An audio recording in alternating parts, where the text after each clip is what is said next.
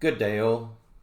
This talk will examine those superheroes whose stories were recorded in the Bible. They are the superheroes of the ancient Jewish or Israelite people, and as with most ancient superheroes, they all fall into the two basic superhero archetypes, the strong man and the wise man. We see them appear as Jewish civilization began to rise. As usual, the first superhero was the strong man. Around 1100 BC, the Bible tells of the birth of the legendary Jewish strongman Samson. Samson was a big man with super strength. He could lift huge weights. He killed a lion with his bare hands, just as Hercules did. He killed thousands of his enemies in battle. And in the end, he famously brought a stone temple crashing down to kill his enemies' leaders. Unlike the Greek heroes, Samson was not an aristocrat. The Bible does not say what his parents did, only that they tried to get pregnant but could not, until an angel appeared to his mother and told her that she would have a son who was favored by God and who would become a great leader. This same story is, of course, repeated later when an angel tells the Virgin Mary that she will give birth to Jesus Christ. This then was the Jewish way of turning heroes into demigods. The Greek gods just had sex with human women to create superheroes like Hercules. But the Jewish God was a more abstract God, more spirit than body. So he just made women pregnant through a miracle and sent a herald angel to announce it to them.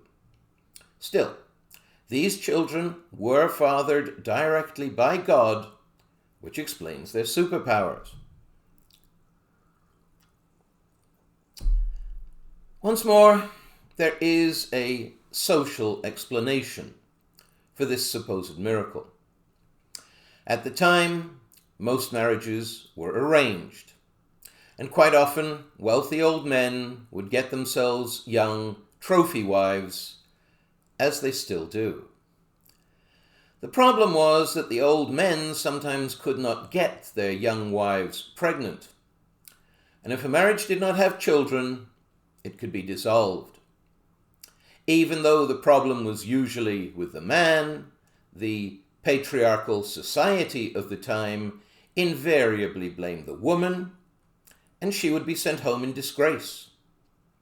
So, to avoid this, the woman would secretly take a young lover, not because she was horny, but to get her pregnant. And I'm sure that compared to the old man she was married to, this lover did indeed look like an angel. And if her husband worked out that he was not the child's father, she would say, "An angel came to me." Her husband might or might not actually believe this, but if he loved her, it was a pretext that would allow them to stay together.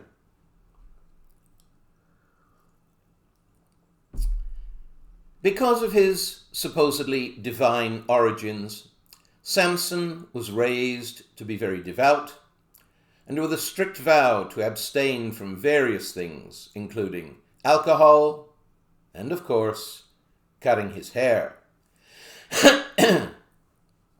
As long as he kept his vow, God gave him super strength. Now, at this time, Israel was neighbors with Philistia, whose people were the Philistines. And Samson's story sums up the love-hate relationship that neighboring nations tend to develop.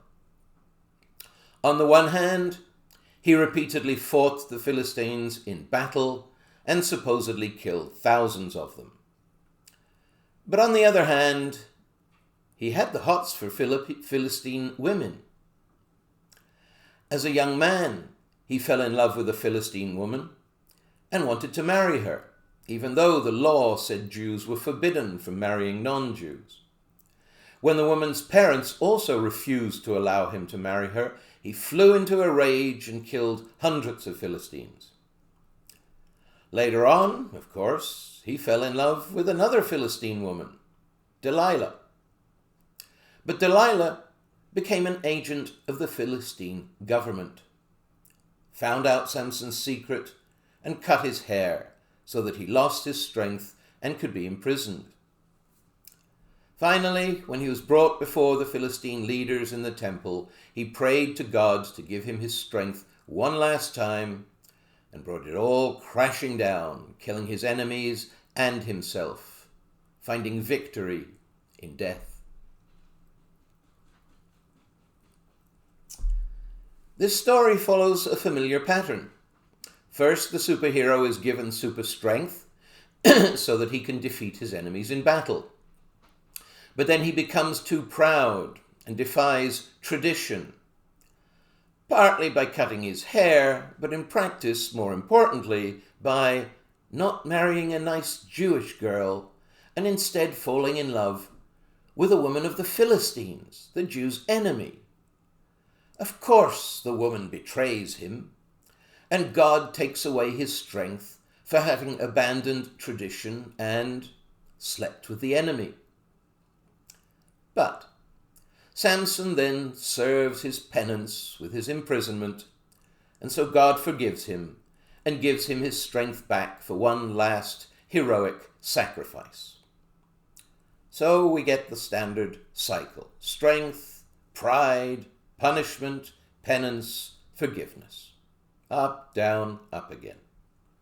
The difference between Samson and the other ancient superheroes we've looked at is that Samson was not an aristocrat, but a commoner. So, his story does not end with him happily ruling over his kingdom. It ends with his violent death.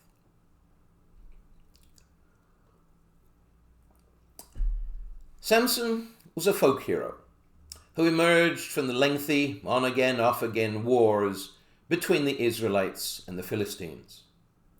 He was the strong man that no Philistine could stand against. And, as usual, after the strong man came the wise man. First of all, there was the wise man who proved himself by defeating a strong man. In 1024 BC, the Israelites and Philistines were at war yet again. But this time the Philistines had their own strong man, Goliath, a giant of a man with super strength. Goliath challenged the Israelites to send their champion to fight him in single combat to decide the battle. Everybody was too scared, except David. Like Samson, David was not an aristocrat. He was a shepherd. However, unlike Samson, he lived long enough to become an aristocrat. Killing Goliath made him so famous that he eventually became king. David defeated his much larger and stronger opponent with quick thinking and with his skill with a slingshot. Later on, and in practice more importantly, it was his strategic military skills that allowed him to lead the Jews to capture the city of Jerusalem and set up a strong state of Israel. Again, we see that ancient superheroes were usually nation builders, military leaders who established a strong, centralized state capable of fighting off its enemies. King David's son was King Solomon. And of course, the wisdom of Solomon is spoken of to this day. After 3,000 years, he is still considered perhaps the wisest wise man in all of history. What made Solomon so wise? Well, in practice, Solomon's wisdom consisted not of threatening to chop a baby in half, but in keeping the 12 tribes of Israel united into one kingdom. This made Israel strong a regional superpower. But just how much wisdom and diplomacy and political maneuvering it took to keep Israel together can be seen by the fact that as soon as Solomon died in 931 BC, the 12 tribes immediately started fighting amongst themselves, and the kingdom disintegrated into civil war. Israel would never again be as strong as it was under David and Solomon. Over the next several centuries, Jerusalem was conquered, largely destroyed, and rebuilt several times over. In 63 BC, it was conquered by the Romans and incorporated into the Roman Empire. This led to the rise of one more Jewish superhero, one who stood up to the Romans, Jesus Christ.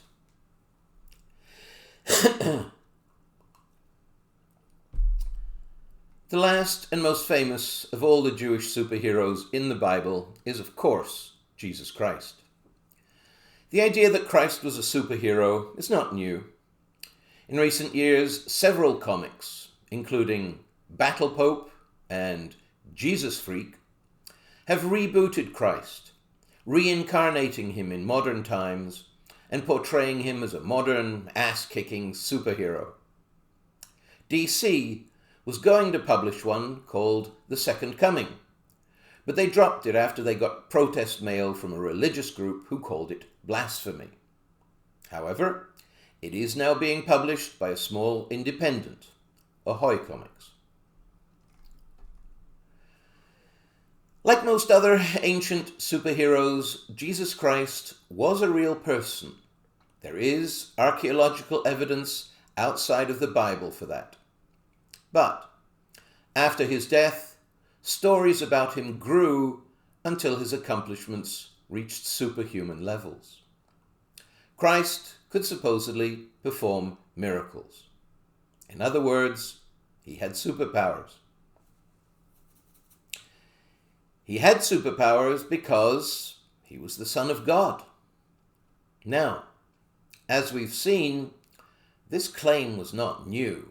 Most early superheroes were supposedly sons of gods. The difference was that Judaism is monotheistic. So, Christ was not just the son of a god, he was the son of the God. However, I would argue that this claim to divinity does not really fit into Christ's teachings. Christ preached humility and brotherhood, and he repeatedly stated that we are all children of God. Nowhere in the Bible does he claim that he is the one and only Son of God. Christ's message was one of equality, caring, and sharing. I would argue that for him to have set himself up as special, as above everyone else, because he was the only Son of God, would have contradicted everything he stood for. You have to remember that the Gospels were all written long after Christ's death, after his legend had grown, by people who never actually met him. So, it is likely that the writers of the Gospels made these claims to Christ's divinity following the old tradition, rather than Christ himself doing so. I myself believe that Jesus Christ claimed to be a teacher, a wise man, a religious leader, a child of God like everyone else, but not a god or a demigod.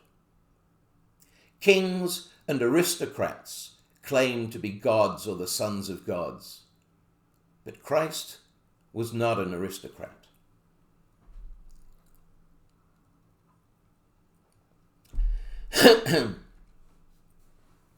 Christ was a different kind of superhero than the others we've looked at so far.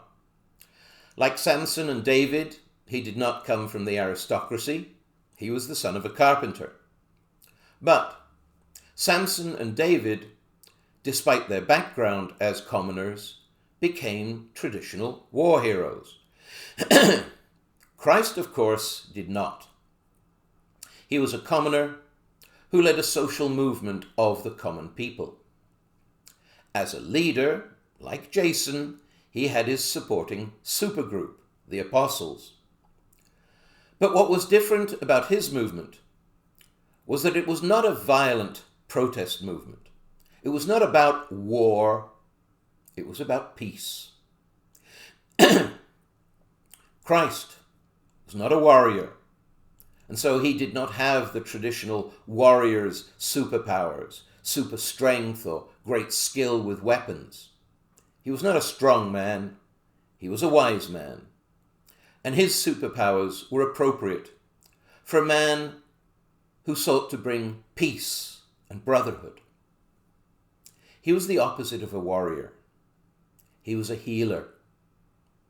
Most of his miracles involved healing, which made him the male version of the ancient wise woman archetype, the medicine woman.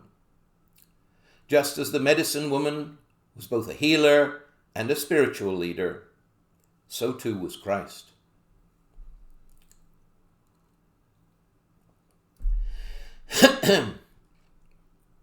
Nevertheless, even though Christ himself was not a military man, his story does have a military background.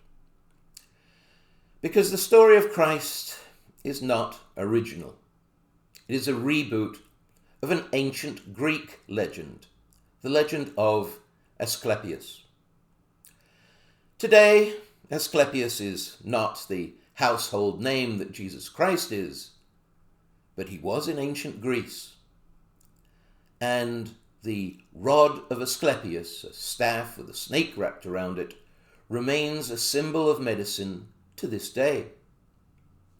I examine Asclepius in my talks on the history of healthcare. Asclepius was the world's first famous physician, partly just because he was a man. Back then, healthcare was mostly women's work. The exception was military medicine, since the military was, of course, men's work. Asclepius was the foremost doctor with the Greek army during the Trojan War. He became famous for supposedly bringing many wounded Greek soldiers back from the brink of death. A more modern counterpart would be Florence Nightingale, who also became a folk hero in Britain for saving the lives of many British soldiers in the Crimean War. As usual, Asclepius' exploits became exaggerated with retelling. Eventually, he could heal any disease with just a touch, and even brought people back from the dead, like Christ. His superhuman healing abilities were explained by calling him the son of the god Apollo. Then, after his death, the father of the gods, Zeus, resurrected him and raised him to Mount Olympus so that he could attain full godhood. Since this story of resurrection and deification had to be fitted into the monotheistic Jewish religion, Christ became both the Son of God and God himself.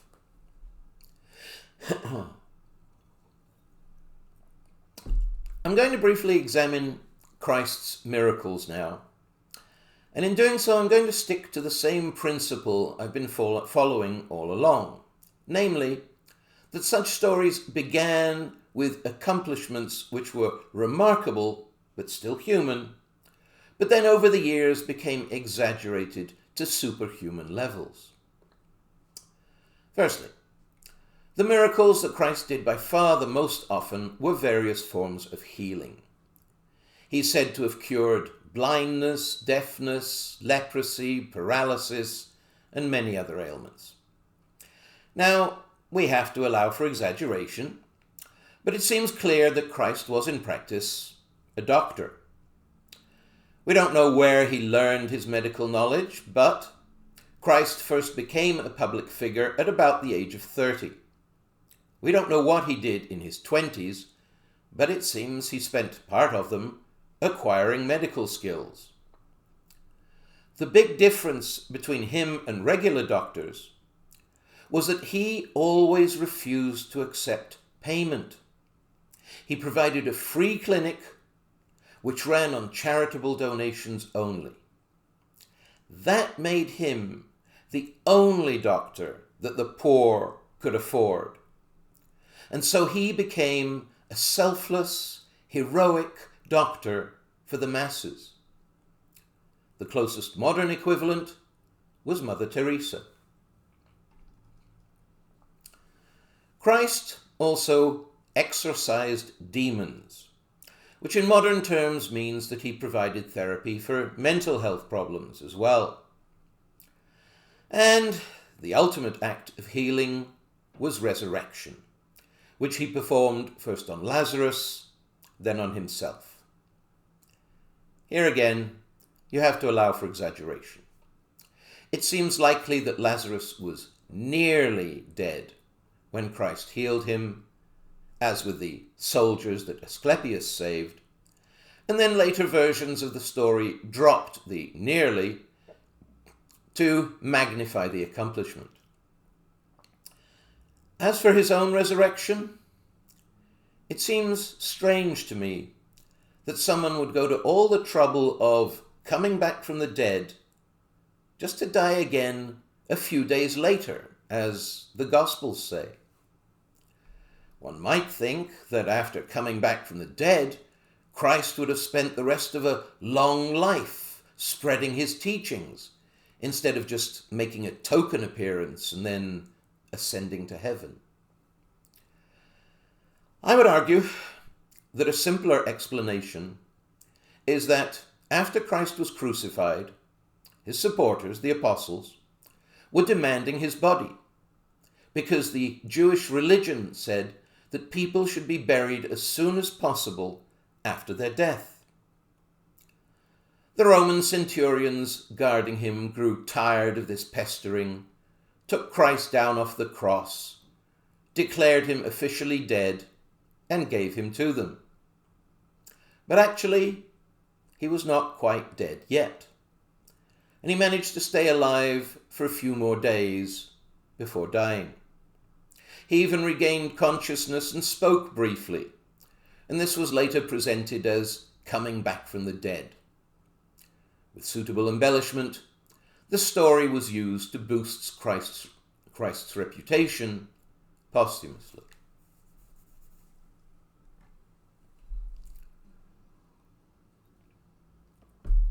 After healing, the second most common type of miracle that Christ did had to do with providing people with food.